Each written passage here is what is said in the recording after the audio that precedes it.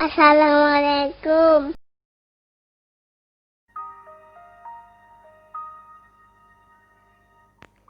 Nah, kalau minggu lalu kita sudah mempelajari tentang pengertian limit fungsi.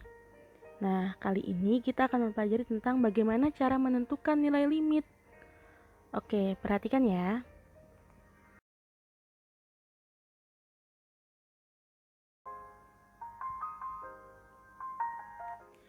Menentukan nilai limit. Cara pertama yaitu dengan substitusi. Perhatikan contoh soal berikut. Hitunglah nilai limit dari fungsi berikut. Nomor 1.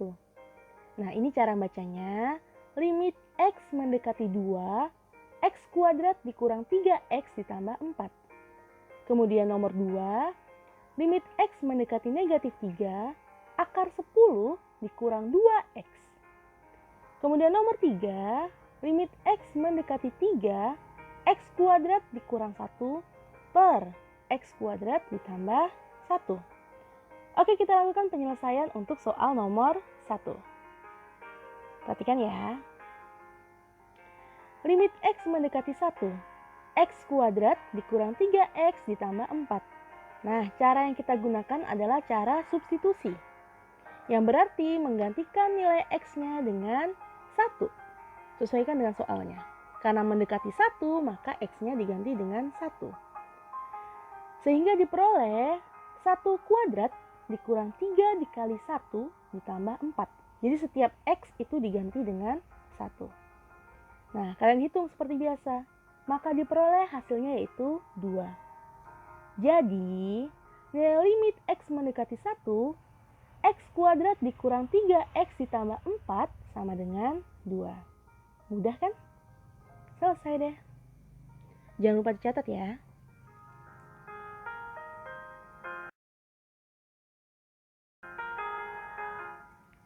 Oke, kita lanjut untuk soal nomor 2. Limit X mendekati negatif 3, akar 10 dikurang 2X. Caranya masih sama, yaitu dengan substitusi langsung. Yang berarti kita gantikan nilai X-nya dengan negatif 3.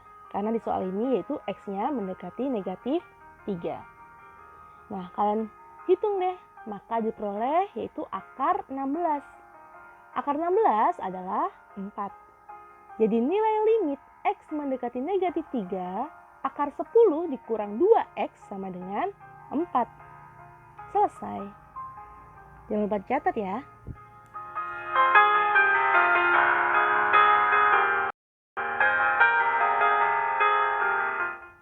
Oke, contoh soal terakhir yaitu soal nomor 3. Limit X mendekati 3, X kuadrat dikurang 1 per X kuadrat ditambah 1. Sama halnya seperti soal-soal sebelumnya, kalian tinggal menggantikan nilai X-nya sesuai dengan soalnya. Karena di sini X mendekati 3, maka nilai X diganti dengan 3. Sehingga 3 pangkat 2 dikurang 1 per 3 pangkat 2 ditambah 1. Kalian hitung deh. Maka diperoleh 8 per 10. Dan bisa disederhanakan menjadi 4 per 5. Jadi nilai limit X mendekati 3, X kuadrat dikurang 1 per X kuadrat ditambah 1 sama dengan 4 per 5. Selesai. Oke, dicermati lagi caranya, dipahami pelan-pelan, dan jangan lupa dicatat. Selamat belajar!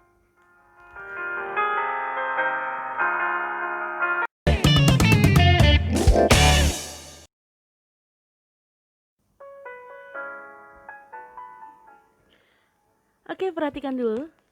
Jadi videonya belum selesai ya. Nah, ada catatan sedikit di sini.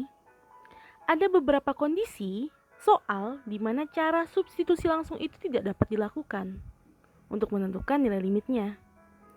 Nah, kondisinya itu jika saat kamu mensubstitusikannya menghasilkan bentuk tak tentu, yaitu bentuk seperti 0 per 0 atau tak hingga per tak hingga. Maksudnya bagaimana sih? Oke, perhatikan ya. Oke, perhatikan contoh berikut ini. Contoh yang pertama yaitu limit X mendekati 2, X kuadrat dikurang 4 per X dikurang 2. Nah, semisal kamu menggunakan cara substitusi langsung, maka diperoleh bentuk seperti ini. 2 kuadrat dikurang 4 per 2 dikurang 2. Maka saat kamu hitung, akan diperoleh hasilnya 0 per 0. Nah, bentuk inilah yang dinamakan bentuk tak tentu. Kalau saat kamu substitusikan dan diperoleh 0 per 0, maka cara ini tidak diperbolehkan atau tidak diperkenankan. Nah, lalu bagaimana untuk menentukan nilainya? Ada cara lain. Nah, caranya itu dengan faktorisasi dan L'Hospital. Jadi ada 2 cara untuk bentuk soal yang seperti ini. Nah, kenapa saya menekankan seperti itu? Perhatikan contoh berikut ini. Limit X mendekati 4, X dikurang 4 per akar X dikurang 2. Saat kamu menggunakan cara substitusi langsung dengan mensubstitusikan nilai 4 ke dalam fungsi, maka akan diperoleh hasil seperti ini. Nah, diperoleh 0 per 0 kan? Maka bentuk tak tentu lagi. Tidak boleh. Tapi di sini bentuk soalnya berbeda ya. Yang atas itu bentuk soal fungsi pecahan biasa. Sedangkan yang bawah adalah bentuk soal fungsi pecahan tapi ada akarnya. Nah, kalau ada akarnya seperti ini, tidak boleh menggunakan cara faktorisasi dan L'Hospital seperti di atas. Tapi dengan cara merasionalkan. Beda lagi caranya. Nah, jadi substitusi langsung itu harus dilakukan di langkah pertama. Kenapa demikian? Karena saat kamu menemukan soal, kamu harus mensubstitusi dulu.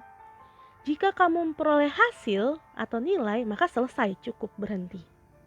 Tapi jika saat kamu substitusi memperoleh 0 per 0 atau bentuk tak tentu, maka kamu tinggal lihat soalnya seperti apa. Maka cara yang kamu lakukan adalah menggunakan 3 cara ini, salah satu dari 3 cara ini. Bisa jadi faktorisasi, bisa jadi L'Hospital, bisa jadi merasionalkan. Nah, cara-cara ini akan kita bahas di pertemuan selanjutnya.